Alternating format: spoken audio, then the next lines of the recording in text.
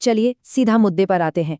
आज के इस विश्लेषण में एक ऐसे भ्रम को तोड़ेंगे जो शायद हर किसी के दिमाग में बैठा हुआ है। अक्सर लोग सोचते हैं कि अमीर बनने के लिए या अच्छी खासी संपत्ति बनाने के लिए लाखों रुपयों से शुरुआत करनी पड़ती है ना?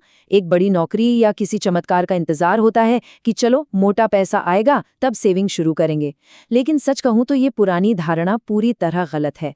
आज हम एक ऐसा ब्लूप्रिंट देखेंगे जो साबित कर देगा कि महज एक बहुत ही छोटी सी रकम पूरी वित्तीय दिशा को कैसे पलट कर रख सकती है। तो यहाँ एक बहुत ही बेसिक सवाल उठता है, क्या अपार संपत्ति सिर्फ उनके लिए है जिनकी कमाई बहुत ज्यादा है? इस सोर्स से जो सबसे अहम बात निकलकर सामने आती है वो ये है कि अमीरी की शुरुआत किसी बड़ी रकम या बड़े सैलरी पैकेज से नहीं होती।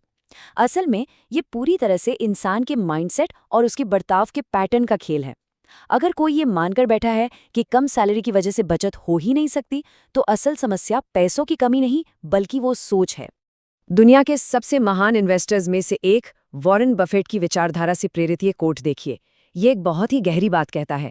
असल में संपत्ति वो लोग नहीं बनाते जो एक झटके में बहुत सारा पैसा बचा लेते हैं, बल्कि वो बनाते हैं जो बचत को अपनी आदत बना लेते हैं, अपनी लाइफस्टाइल का हिस्सा। और यही इस पूरी चर्चा का दार्शनिक आधार है। सेविंग की ये लगातार आदत ही भविष्य की संपत्ति की असली नींव है, फिर चाहे शुरुआत कितनी भी छोटी क्यों ना हो। भाग 1, 10 रुपए का मनोविज्ञान।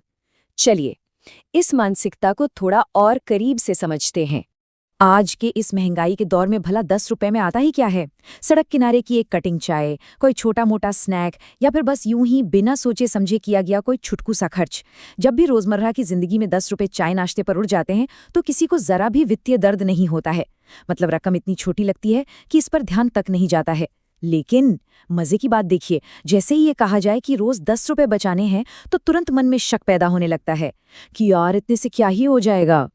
और ये स्लाइड बिल्कुल शानदार तरीके से दिखाती है कि गरीब सोच और अमीर सोच के बीच का असली गैप क्या है। जो गरीब मानसिकता है ना, वो हमेशा अमाउंट यानी रकम पर फोकस करती है। उन्हें लगता है कि 10 रुपए बहुत कम है, इससे कोई करोड़पति तो बन नहीं सकता। लेकिन इसके उलट अमीर मानसिकता पैटर्न पर फोकस करती है। जब रोज बिना नागा किए एक छोटी सी रकम बचाई जाती है तो असल में पैसा नहीं बच रहा होता, बल्कि दिमाग को ये ट्रेनिंग दी जा रही होती है कि पैसों को अपने पास रोक कर कैसे रखना है। भाग 2, सिस्टम का निर्माण। अब सवाल है कि इसे किया कैसे जाए। आइए इसके प्रैक्टिकल तरीके पर आते हैं। इस पूरे प्रोसेस को बहुत ही सिंपल और यांत्रिक तरीके से 3 स्टेप्स में बांटा गया है। सबसे पहला कदम एक कांच का पारदर्शी जार या मिट्टी की गुल्लक लाना। अब यहाँ एक बहुत ज़रूरी बात, सोर्स स्पष्ट रूप से सलाह देता है कि शुरुआत में किसी भी डिजिटल ऐप या बैंक ट्रांसफ़र का इस्तेमाल बिल्कुल नहीं करना है। क्यों? क्योंकि इसके पीछे एक तगड़ा मनोविज्ञान है। शुरुआती दौर में हमें एक विजुअल मोटिवेशन चाहिए होता है। जब कोई रोज़ अपने हाथ से उस कांच के जार में पैसे डालता है और उसे बढ़ते हुए देखता है तो दिमाग में एक सॉलिड यकीन बढ़ता है कि हाँ, ये काम कर रहा है। इस पूरे सिस्टम की कामयाबी का सबसे बड़ा राज है इसे मैकेनिकल बनाना, इमोशनल नहीं। मतलब कोई बहाना नहीं चलेगा और आज मूड नहीं है, ऐसी बातों की कोई जगह नहीं होनी चाहिए। अक्सर देखा गया है कि सिर्फ मोटिवेशन के जोश में शुरू किए गए काम 30 दिन में ही दम तोड़ देते हैं। मोटिवेशन ठंडा पड़ जाता है। इसीलिए एक बहुत ही सख्त, एकदम ना बदलने वाला डेली रूटीन बनाना ही पड़ता है। भाग 3, वित्तीय पहचान बदलना। आइए देखते हैं कि कैसे ये सब हमारी सोच को पलट कर रख देता है। अब यहाँ सबसे दिलचस्प बात क्या है पता है? इस पूरी कवायद में असली जीत वो इकट्ठा किया गया पैसा नहीं है, बिल्कुल नहीं। असली जीत है इंसान की आइडेंटिटी, यानी उसकी पहचान में आया हुआ वो बदलाव। ये एक ऐसा साइकोलॉजिकल सफर है जहाँ कोई इंसान जो पहले पैसा हाथ में आते ही उसे खर्च करने के बहाने ढूंढता था, वो अचानक एक ऐसे इंसान में बदल जाता है जो खुद से पूछता है मैं इसमें से कितना बचा सकता हूँ। और यकीन मानिए, खुद की पहचान का ये बदलाव फाइनेंस की दुनिया की सबसे बड़ी सफलता है। यहाँ 2 तरह की खुशी की तुलना की गई है। एक है तुरंत मिलने वाली खुशी यानी इंस्टेंट ग्रेटिफिकेशन, और दूसरी है डिलेड ग्रेटिफिकेशन यानी भविष्य की स्थिरता के लिए आज की इच्छाओं को थोड़ा टालना। हमारा दिमाग तो छोटी और तुरंत मिलने वाली खुशियों का दीवाना होता है, लेकिन जो लोग आर्थिक रूप से मजबूत बनते हैं वो कल की लंबी आज़ादी खरीदने के लिए आज की छोटी मोटी इच्छाओं की कुर्बानी लेना जानते हैं।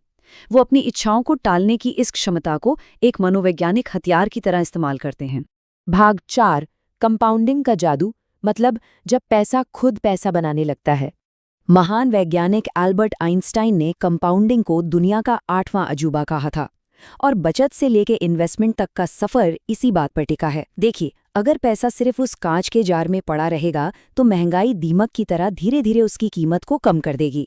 इसलिए असली वेल्थ बनाने के लिए उस जमा की गई रकम को इन्वेस्ट करना और उस पर कंपाउंडिंग के जादू को काम करने देना बहुत बहुत जरूरी है।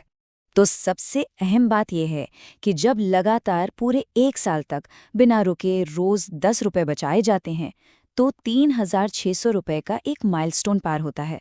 सुनने में शायद ये रकम बहुत बड़ी न लगे, लेकिन ये इस बात का पक्का सबूत है कि अब वो रोज की आदत इतनी मजबूत हो चुकी है कि गियर बदला जा सकता है।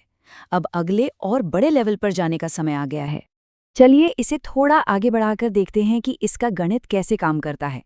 जब वो 10 रुपए वाली आदत मैच्योर होकर महीने के 10,000 रुपए की SIP या इंडेक्स फंड में बदल जाती है और मान लीजिए उस पर 12 से 15% का सालाना रिटर्न मिलता है, तो 20 सालों में वो छोटी सी शुरुआत कई लाखों के एक भारी भरकम कॉर्पस में बदल जाती है।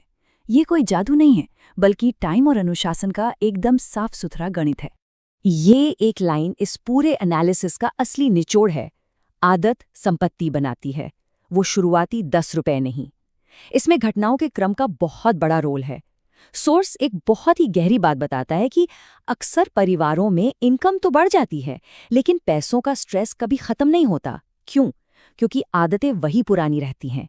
जब कमाई कम हो तभी बचत करना सीखना चाहिए, क्योंकि जब ये आदत पक्की हो जाती है तो इनकम बढ़ने पर बचत का प्रतिशत अपने आप बढ़ने लगता है। भाग 5, 10 साल का विजन। चलिए थोड़ा भविष्य में झांक कर देखते हैं। इस लगातार चलने वाले अनुशासन के 10 साल बाद के नतीजे सिर्फ बैंक अकाउंट में पड़े पैसों तक सीमित नहीं होंगे। जमा की गई बचत और बढ़ते हुए इन्वेस्टमेंट्स तो होंगे ही, साथ ही एक सॉलिड इमरजेंसी फंड भी तैयार होगा। लेकिन इन सबसे ऊपर जो चीज़ मिलेगी वो है एक कभी न डगमगाने वाला फाइनेंशियल कॉन्फिडेंस। सच्ची आर्थिक आज़ादी का मतलब सिर्फ करोड़ों रुपए होना नहीं है। इसका असली मतलब है अपनी जिंदगी का कंट्रोल अपने हाथ में होना, और पैसों को लेकर जो डर होता है ना, उसका हमेशा के लिए खत्म हो जाना। सोर्स से लिया गया ये एक बहुत ही कड़वा सच है, जो बिल्कुल आईने की तरह साफ है। अगर कोई 10 रुपए को भी सही से मैनेज नहीं कर सकता तो वो 1 लाख रुपए को समझदारी से कैसे संभालेगा? बड़ी रकम को अपनी तरफ खींचने और उसे सही से संभालने के लिए पहले ये साबित करना पड़ता है कि छोटी रकम को भी अनुशासन के साथ संभाला जा सकता है। पैसों की दुनिया का ये एक अटल नियम है। भाग 6, 365 दिन का कमिटमेंट। अब बारी है एक बड़े फैसले की। पूरे 365 दिन, कोई छुट्टी नहीं, कोई बहाना तो बिल्कुल नहीं। अपनी फाइनेंशियल आइडेंटिटी को पूरी तरह से रीसेट करने का ये एक सीधा सा चैलेंज है। ये खुद से किया गया एक वादा है कि पूरे 1 साल तक बिना रुके इस मैकेनिकल आदत को बनाए रखना है। 1 साल बाद सिर्फ उस जार में पैसा ही नहीं होगा, बल्कि एक ऐसे डिसिप्लिन्ड और मजबूत इंसान का जन्म होगा जो शायद उस पैसे से कहीं ज्यादा कीमती है। और अंत में ये पूरा विश्लेषण एक बहुत ही सीधे और दो टूक सवाल पर आके रुकता है।